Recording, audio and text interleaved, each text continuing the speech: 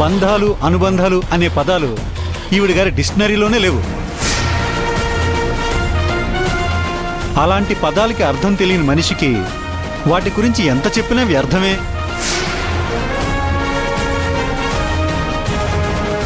ఏంటి నాన్నా వీళ్లతో చేరి నువ్వు మమ్మల్ని ఎగతాలు చేస్తున్నావు? ఎలా కనపడుతున్నావు మేము నీకు? తులసి వనంలో గంజాయి మొక్కల్లా కనబడుతున్నారు.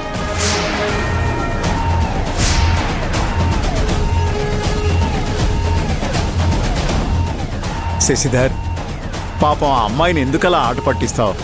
వదిలే. ఏదో సాధించబోతున్నారని సంబరపడిపోతున్నారు. పడనీ పాపం.